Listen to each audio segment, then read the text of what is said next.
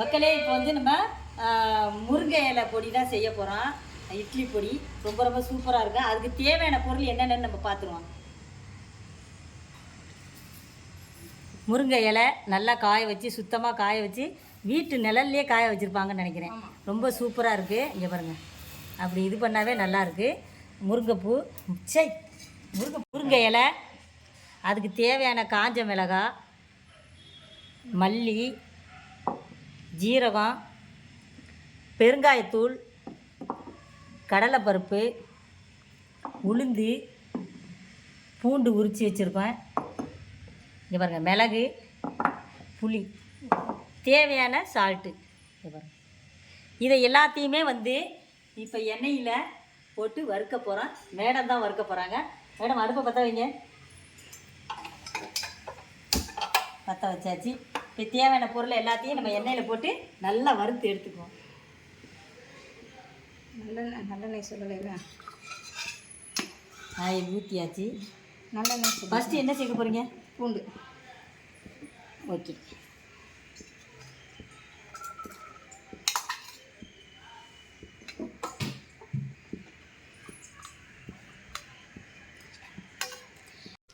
பூண்டு வந்து இந்த அளவுக்கு வறுக்கணும்.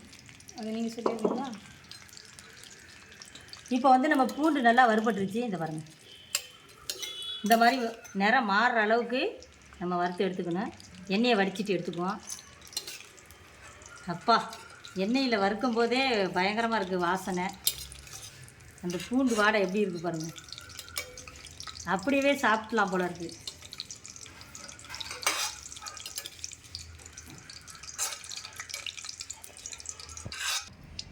நைஸாக கொஞ்சம் கொஞ்சம் எண்ணெய் ஊற்றி பார்த்துருக்கேன்.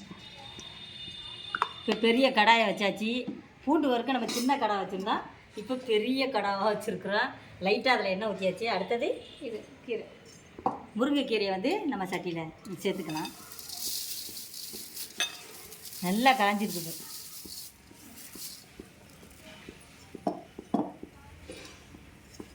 நம்ம கொஞ்சம் கொஞ்சமாக அதை அப்படியே நல்லா எண்ணெயில் வறுத்துக்குவோம். சிம்மில் வச்சு தான் வறுக்கணும்.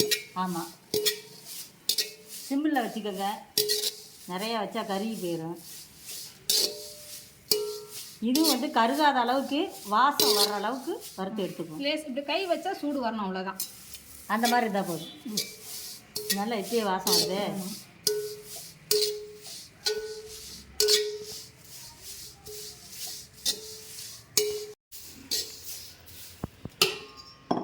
இதில் தட்டில் கொட்டிடுவோம்.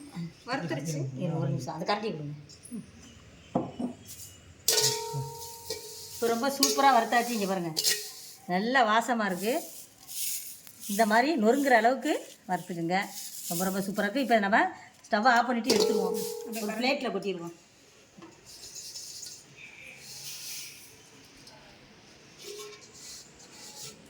பிளேட்டில் கொட்டியாச்சு.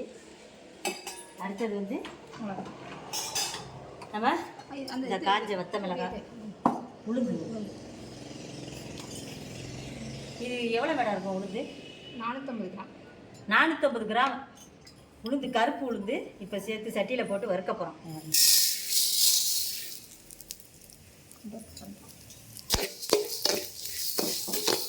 இது நல்லா வாசம் வர அளவுக்கு வறுத்துடுங்க, கருக விடாமல் வருங்க. இப்போ வந்து உளுந்தை நல்லா வறுத்து எடுத்தாச்சு. இங்கே பாருங்கள், நல்லா வாசமாக இருக்குது. இப்போ இதையும் நம்ம ஒரு பிளேட்டில் மாற்றிடுவோம்.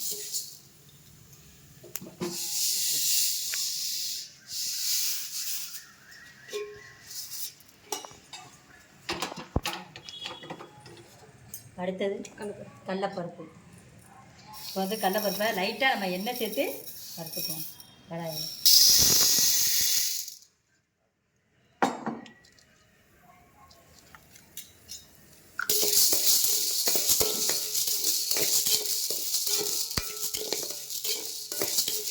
நல்லெண்ணெய் வந்து நல்லா வாசமாக இருக்கும். செக்கில் ஆட்டி சூப்பராக இருக்கும். எல்லாம் வறுத்தாச்சு. 300 கிராம் கடலைப்பருப்பு, 300 கிராம் கடலைப்பருப்பு சேர்த்துருக்கோம். 400 கிராம் உளுந்து சேர்த்துருக்கோம். இப்போ அடுத்தது 65 கிராம் 65 கிராம் மல்லி, அதையும் இதிலே சேர்த்துருங்க. நல்லா இதையும் வறுத்து எடுத்துக்குவோம். இதோட இதில் இப்போ எல்லாத்தையுமே ஒன்று ஒன்றா சேர்த்து நம்ம வறுத்து எடுத்துக்கலாம். நம்ம இதை சேர்த்துக்குவோம். 100 கிராம் 100 கிராம் காஞ்ச மிளகாய்,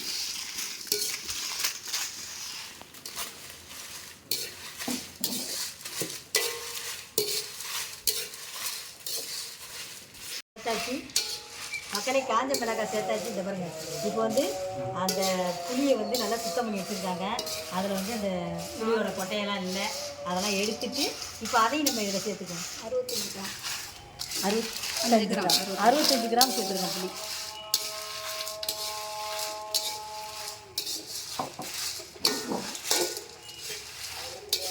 இது எல்லாமே ஒன்றா சேர்ந்து அப்படி வறுக்கும்போது வாசம் மணமாக இருக்குது, வேறு மாதிரி இருக்குது, வாசம் சூப்பராக இருக்குது. பாருங்க, தகதகன்னு இருக்குது பாருங்கள். எண்ணெய் ஊற்றி வறுக்கிறதுனால தகதகன்னு அந்த மிளகாலாம் எப்படி தெரியும்.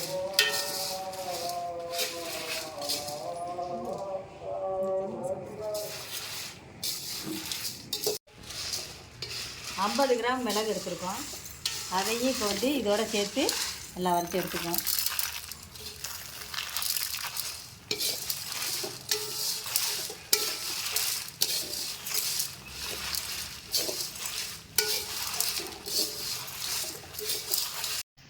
அதே 50 கிராம் ஜீரகம் சேர்த்துக்குவோம்.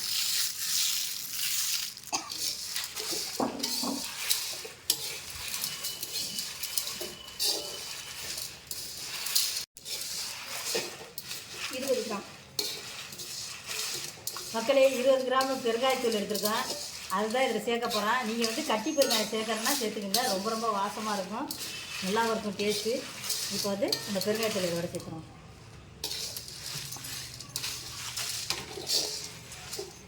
எல்லாத்தையும் ஒன்றா போட்டு வதக்கியாச்சு. அடுத்தது வந்து தேவையான உப்பு சேர்த்துக்கணும். 60 கிராம் எல்லாத்தையுமே போட்டுங்க. 60 கிராம் 60 கிராம் உப்பு அதுக்கு தேவையான அளவு. நீங்கள் டேஸ்ட்டு பண்ணி பார்த்துட்டு உப்பு தேவைன்னா சேர்த்துக்கலாம்.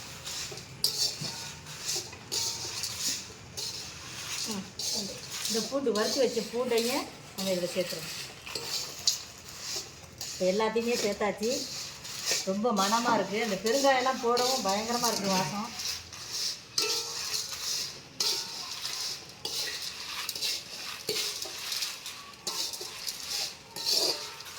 எல்லாத்தையுமே வந்து அந்த முருங்கை இலை நம்ம வறுத்து வச்சுருக்கோம்ல அதில் சேர்த்துருவோம் பாருங்க.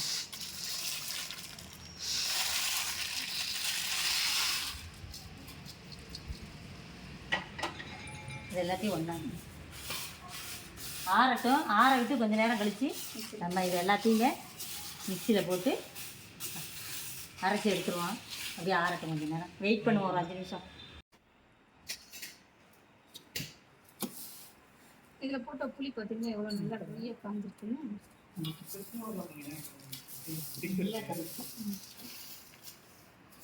அப்படியே மிக்சியில் போட்டு அரைச்சிடுங்க. எல்லாத்தையும் போட்டு ஒன்றா போட்டு அரைச்சிக்குவோம்.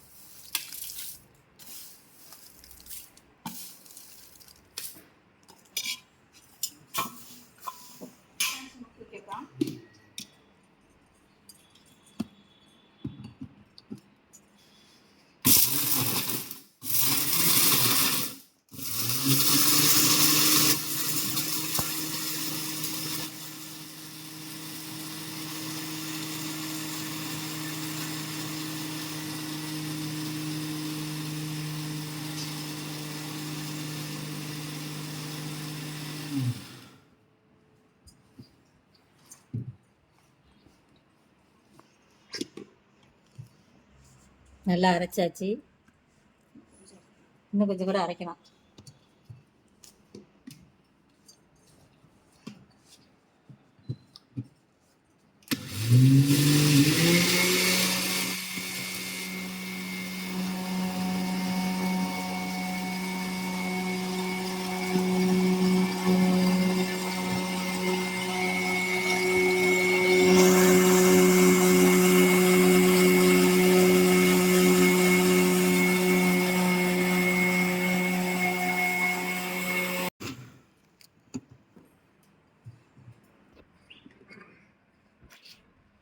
நல்லா நைஸாக அரைச்சாச்சு.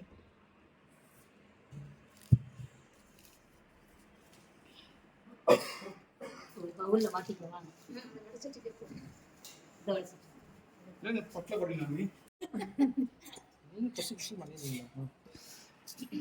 இப்போ வந்து நம்ம இந்த வறுத்த கடாலே போட்டு எல்லாத்தையும் எடுத்துருவோம். ஏன்னா ஆறட்டு சூடாக இருக்குது. நம்ம நான் இருக்கிற எல்லாத்தையும் போட்டு அரைச்சி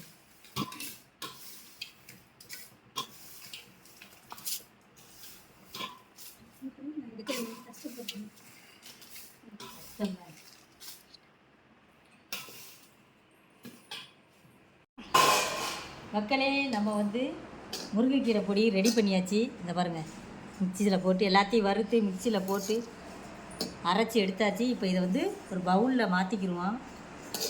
இதை வந்து வறுத்து அரைச்சோம்னா ரொம்ப நாளைக்கு இருக்கும், கெட்டு போகாது. இதில் ஒரு ஸ்பூன் எடுத்து சாப்பாட்டில் போட்டு நெய் ஊற்றி சாப்பிட்டோம்னா அடாட சாப்பாடு அப்படியே இறங்கிக்கிட்டே இருக்கும். அந்த பொடியோட வாசம் அப்படி இந்த மாதிரி செஞ்சு பாருங்கள். உங்கள் வீட்டில் நீங்களும் குழந்தைங்களுக்கு முதல்ல உடம்புக்கு ரொம்ப ஆரோக்கியமானது கீரை வந்து எப்பயுமே நம்ம முருங்கைக்கீரையே சேர்த்துக்குவோம். அது மாதிரி இது பொடி பண்ணி சேர்த்துக்கோங்க. இட்லி தோசை எல்லாத்துக்குமே வச்சு சாப்பிட்லாம். ரொம்ப ரொம்ப சூப்பராக இருக்கும். இதுக்கு வந்து நெய் போட்டு இந்த பொடியை ஒரு ஸ்பூன் போட்டு அப்பளம் வச்சு சாப்பிட்டு பாருங்கள், ரொம்ப சூப்பராக இருக்கும். இப்போ பவுலில் வச்சாச்சு எல்லாத்தையும். நேர பவுல் மக்களே, சூப்பராக எடுத்தாச்சு. முருங்கைக்கீரை பொடி நம்மளே தயாரித்து நானே வந்து செஞ்சு எல்லாத்தையும் ஜாமான் எல்லாத்தையும் போட்டு வறுத்து நானே தயாரிச்சிருக்கேன். மேடத்தோட சூப்பராக வந்திருக்கு, நல்ல வாசமாகவும் இருக்குது.